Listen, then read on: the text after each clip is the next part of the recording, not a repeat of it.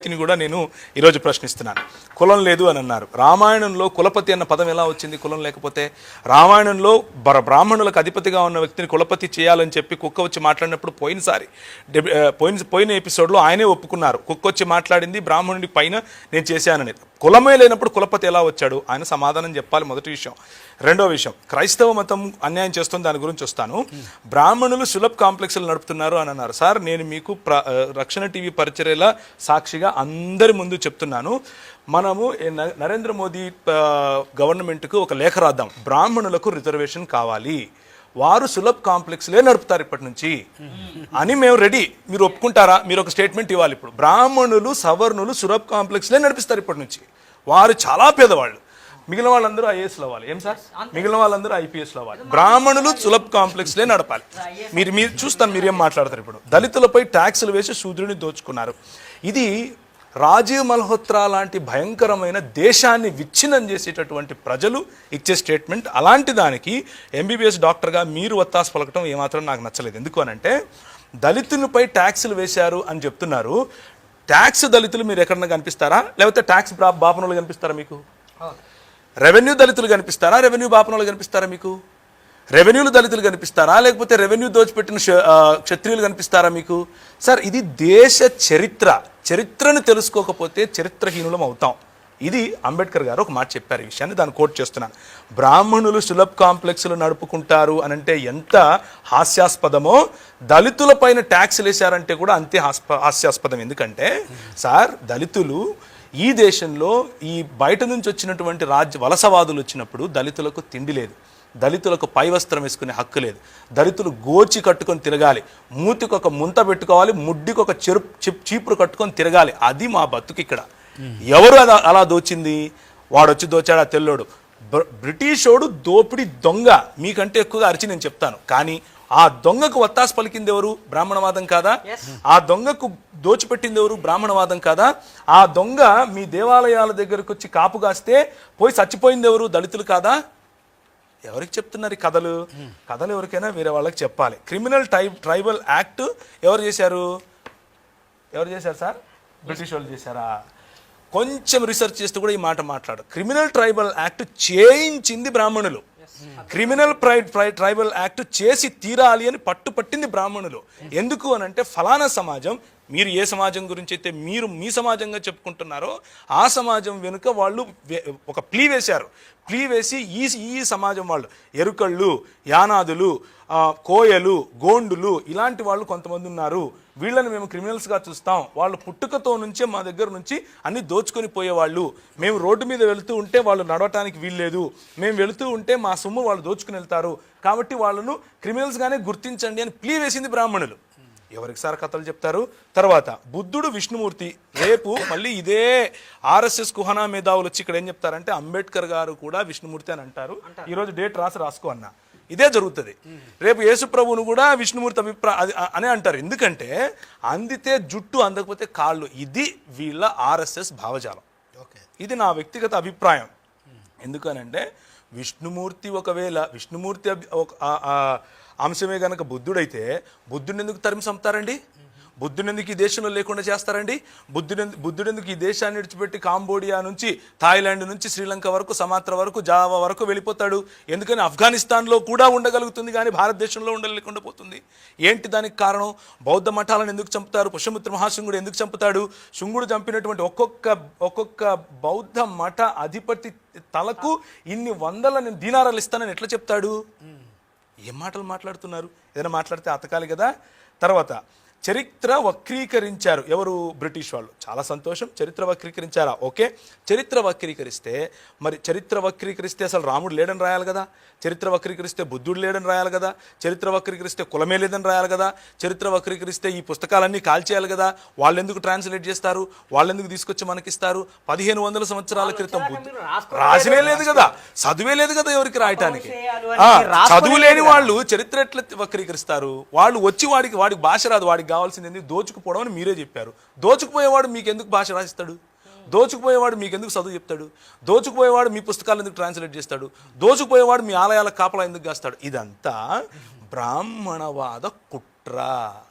ఇప్పుడు కొత్తగా ఆర్ఎస్ఎస్ విహెచ్పిలు తీసుకొస్తున్నటువంటి ఒక స్టిక్కర్, బంపర్ స్టిక్కర్ ఏంటంటే దళితులు పోగొట్టుకోకూడదు కాబట్టి బుద్ధుడు మావాడు, దళితులు పోగొట్టుకోకూడదు అంబేద్కర్ విష్ణుమూర్తి స్వభావం.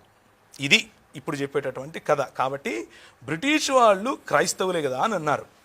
సార్, బ్రిటిష్ వాళ్ళు ఈ దేశానికి వచ్చి భాస్కర్ రాజు గారు 80 సంవత్సరాల వరకు ఉన్నంత వరకు వాళ్ళు ఆరాధించుకోవటానికి కూడా వాళ్ళ దగ్గర చర్చ్ లేదు. వాళ్ళు క్రైస్తవులు ఎట్లా అవుతారండి? ఆల్బర్ట్ ఐన్స్టీన్ అని పేరు పెట్టుకుంటే క్రైస్తవుడని, భాస్కర్ రాజు అని పేరు పెట్టుకుంటే హిందూ అని. ఇది గనక స్టాండర్డ్ అయితే నేను హిందువుని అవ్వాలి, నా పేరు ప్రవీణ్ కుమార్. అది కాదు సార్ స్టాండర్డ్. స్టాండర్డ్ ఏంటంటే ఇదిగో ఈ 66 పుస్తకాలు ఉన్నటువంటి బైబిల్ గ్రంథాన్ని ఎవడైతే విశ్వసిస్తాడో వాడు క్రైస్తవుడు అవుతాడు. ఒకవేళ ఇక్కడికి వచ్చినటువంటి బ్రిటిష్ వాళ్ళు క్రైస్తవులే అయితే విలియం కేరీని రాకుండా ఎందుకు ఆపుతారు? జీగన్ బాల్ గారిని రాకుండా ఎందుకు ఆపుతారు? క్రైస్తవ మిషనరీ సంస్థలు రాకూడదు అని వాళ్ళపైన చట్ట వ్యతిరేకమైనటువంటి అంటే వీసా ఉల్లంఘనలు అన్న పేరు మీద దిగిన వెంటనే ఓడలెక్కించి ఎందుకు పంపిస్తారు? వాళ్ళని ఇక్కడ రోడ్డు మీద కొట్టి చంపుతూ ఉంటే కూడా మాకు పట్టి పట్టినట్టు ఎందుకుంటారు అని అంటే వారికి క్రైస్తవ భావజాలానికి ఏ సంబంధం లేదు కాబట్టి. బ్రిటిష్ వాళ్ళలో క్రైస్తవులు ఉంటారా? ఉంటారు. భారతీయుల్లో క్రైస్తవులు ఉంటారా? ఉంటారు. భారతీయులందరూ హిందువులేనా? కాదు. భారతీయుల్లో హిందువులు ఉంటారా? ఉంటారు. ఇది చిన్న లాజిక్ కదా. ఇది కూడా మిస్ అయితే ఎట్లా? బ్రిటిష్ వారు క్రైస్తవులు కాదు. భారతదేశపు చరిత్రను 1200 సంవత్సరాలు తీసేశారు అని అంటే తీసేసిన చరిత్రను ఎక్కడి నుంచి తీసుకొచ్చారో తీసుకొచ్చిండి. మరి తీసేశారు కదా, ఇంక ఉండకూడదు కదా. తీసేసింది ఎలా నిరూపించండి. మరి ఒకవేళ ఉంది అని అంటే తీసేయలేదని అర్థమవుతుంది కదా. ఇది లాజికలీ కాంట్రడిక్టరీ స్టేట్మెంట్. చరిత్రను తీసేయటం ఎవరి చేత కాదు. చరిత్ర ఎప్పుడు చరిత్రనే. ఇంకోటి, బ్రిటిష్ వారి సహకారంతోనే అంబేద్కర్ గారు పార్లమెంటు మెట్లెక్కారు అని సోదరులు చెప్పారు. నిజమైన స్టేట్మెంట్. ఎందుకు అనంటే బ్రిటిష్ ప్రభుత్వం రాకముందు ఈ దేశంలో ఉన్నటువంటి బడుగు బలహీన వర్గాలు, ఎస్సీ ఎస్టీ బీసీ మైనారిటీలుగా చెప్పుకునే మైనారిటీల్లో మరి ముస్లింలు నేను ప్రత్యేకిస్తున్నాను. ఎందుకంటే అప్పటికి పాలక వర్గంలో ముస్లింలు ఉన్నారు. లేని వాళ్ళు ఎవరు అనంటే బీసీలు, లేని వాళ్ళు ఎవరు అనంటే ఎస్సీలు, లేని వాళ్ళు ఎవరు అంటే ఎస్టీలు. అలాంటి వారికి గొంతుకగా మారారు క్రైస్తవ మిషనరీలు. అలాంటి వారికి చదువు చెప్పారు క్రైస్తవ మిషనరీలు. అలాంటి వారికి స్కూళ్ళు పెట్టారు క్రైస్తవ మిషనరీలు. అలాంటి వాళ్ళకు వైద్యం అన్నారు క్రైస్తవ మిషనరీలు. వీళ్ళేమన్నారు? పై వస్త్రం వేసుకుంటే స్తనాలకు వస్తామన్నారు. వీళ్ళేమన్నారు? మీరు చదివితే మేము మీ నాలుకలకు వస్తామన్నారు. బ్రెస్ట్ ట్యాక్స్ ఉండేదండి. వీళ్ళే రజాకారులను పెట్టి ఒకరు హింసిస్తే ఇంకొకడేమో పిలక పెట్టుకుని హింసించాడు. మొత్తానికి హింసించబడింది ఎవరు? మేమేగా. మాకు వాయిస్ అయినారు ఎవరు? బ్రిటిష్ వాళ్ళందరూ కాదు, వాళ్ళలో ఉన్నటువంటి క్రైస్తవ భావజాలం తెలిసినటువంటి వాళ్ళు. అలాంటి వాళ్ళు వెనుక నిలబడ్డారు కాబట్టే ఫూలే గారి భార్య సతీమణి గారికి వారు చదువు చెప్పారు. ఫూలే గారు నిలబడ్డానికి కారణం బ్రిటిష్ మిషనరీలు కాదా? అంబేద్కర్ గారి చదువు కోసము మిషనరీలు కాదా కారణం? ఆయన వెళితే ఇంగ్లాండ్లోను మరియు అమెరికాలోను ఆయన ఆదరించింది క్రైస్తవులు కాదా? ఆయన నిలబెట్టింది క్రైస్తవులు కాదా? సైమన్ గో బ్యాక్ అని వీళ్ళు అరిస్తే సైమన్ వస్తాను అని రాసింది ఎవరు? క్రైస్తవుడు కాదా? ఇవన్నీ కనిపించవా? ఇంకొక విషయం, నేను ఒక 2-3 విషయాలు అన్న ప్రస్తావించారు. చాలా తక్కువ సమయంలో ఒక విషయం చెప్తాను. ఏంటి అనంటే క్రిమినల్ ట్రైబల్ యాక్ట్ అని అన్నారు. సరే, ఈ దేశంలో జోగిని వ్యవస్థ అని ఒకటి ఉండేది. ఆంధ్ర జోగిని అబాలిష్మెంట్ ఎప్పుడు జరిగింది? భాస్కర్ రాజు గారే చెప్పాలి. ఇంగ్లీష్ ఎడ్యుకేషన్ యాక్ట్ ఎప్పుడు వచ్చింది? భాస్కర్ రాజు గారే చెప్తారు. ఆస్తి హక్కు శూద్రులకు ఎవరు తీసుకొచ్చారు? ఒకవేళ ఆస్తి హక్కు శూద్రులకు, చదువు హక్కు శూద్రులకు లేకపోతే ఈరోజు భాస్కర్ రాజు గారు ఇక్కడ కూర్చుని రక్షణ టీవీలో మాట్లాడగలిగే వాళ్ళ? ఎవరు తెచ్చారో సమాధానం చెప్పాలి. రైట్ టు ఎడ్యుకేషన్ ఎవరు తీసుకొచ్చారు? ఆయన డాక్టర్ అయ్యారుగా, ఎలా అయ్యారు? ఒక వైద్యుడు ఒక చోరుడు ఇద్దరు సమానం అని చెప్పేటటువంటి సనాతన ధర్మం ఎక్కడ? రైట్ టు ఎడ్యుకేషన్ ఫర్ శూద్ర అని చెప్పేటటువంటి ఈ యాక్ట్ 1913 ఎక్కడ? ఈ రెండిట్లో దేనివల్ల మీరు డాక్టర్ అయ్యారు? మీరు సమాధానం చెప్పాలి నాకు.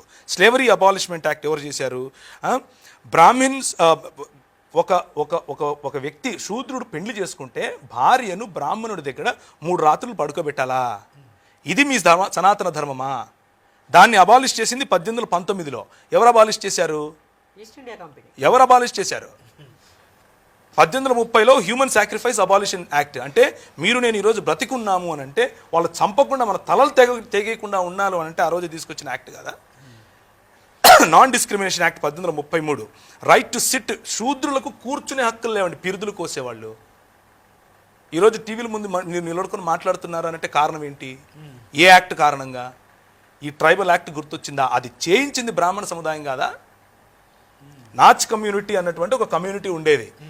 మన బడుగు బలహీన వర్గాలకు దళిత సహోదరులను వాళ్ళు అర్ధనగ్నంగా లేకపోతే పూర్తి నగ్నంగా దేవాలయాల ఎదుట డ్యాన్సులు చేయించేవారు. ఇంతవరకు మన రెడ్డి గారు చెప్పారు ఒక మాట, అంటే భజన చేసేటటువంటి కళాకారులు ఉన్నారు అని. వీళ్ళను కూడా ఎవరైతే నాచ్ కమ్యూనిటీగా పిలిచారో, దేవదాసి కమ్యూనిటీగా పిలిచారో, జోగిని కమ్యూనిటీగా పిలిచారో వీరిని ఉంపుడు గత్తెలుగా ఒక పక్క చూస్తూ, వీరు పెళ్లిళ్ళు చేసుకోకుండా పిల్లలు కనాలి అని చెబుతూ, కాదు వీళ్ళు కళాకారులు అని పేరు పెట్టి వారి కోసము దాన్ని ఏమంటారు హైకోర్టులో పిటిషన్ వేస్తే కొట్లాడుతూ ఉంటే ఈ సనాతన ధర్మ సంరక్షకులు వచ్చి ఏమంటారంటే ఇది మా సంస్కృతి అంటారు. ఏదండి మీ సంస్కృతి? మా ఆడవాళ్ళను అర్ధనగ్నంగా చేసి నాట్యం చేయించడం మీ సంస్కృత? అది కాపాడటం కోసం మీరు నిలబడతారా? దానికి వ్యతిరేకంగా పోరాడితే బ్రిటిష్ వాడు క్రైస్తవుడైపోయాడా? ఇది మనకున్నటువంటి గొప్ప జ్ఞానం. కాబట్టి టైటిల్ సరి చేసుకోవాలి అని మన సహోదరులు చెప్పారు, భాస్కర్ రాజు గారు. నేను కూడా ఒప్పుకుంటున్నాను ఈ విషయానికి. ఎందుకు అని అంటే టైటిల్ సరి చేసుకోకపోతే సనాతన ధర్మం చేసింది ఏమీ లేదు అని తెలిసిపోతుంది.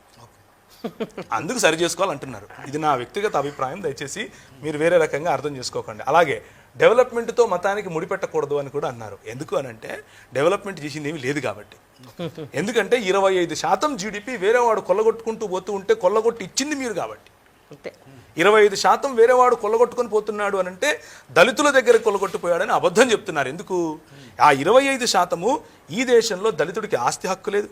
దళితుడు ఇంట్లో దాన్ని ఏమంటారు కొబ్బరికాయల చెట్టు ఉందనుకోండి, ఉదాహరణకు చూస్తాడు ఎవడు ఆసామి, అరే బాగుందిరా కోసుకొచ్చి అంటే నోరు మూసుకొని తీసుకుని ఇవ్వాలి. అది అప్పటి ధర్మశాస్త్రం. మా ఇంట్లో అరటిగలలు పండితే నీవి, మా ఇంట్లో కూతురు పుడితే నీకు, మా ఇంట్లో వంకాయలు పండితే నీకు.